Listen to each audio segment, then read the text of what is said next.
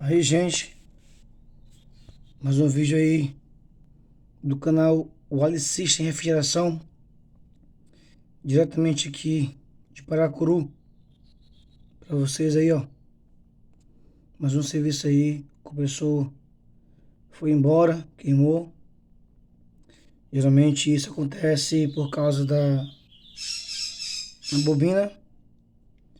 Bobina, a bobina pode vir a queimar com o tempo, pode ser vários fatores, energia, pode ser tempo de trabalho do compressor. Às vezes até de fábrica algumas coisas podem vir ruim. Então vamos fazer a substituição desse ou por esse aqui. Mesma capacidade.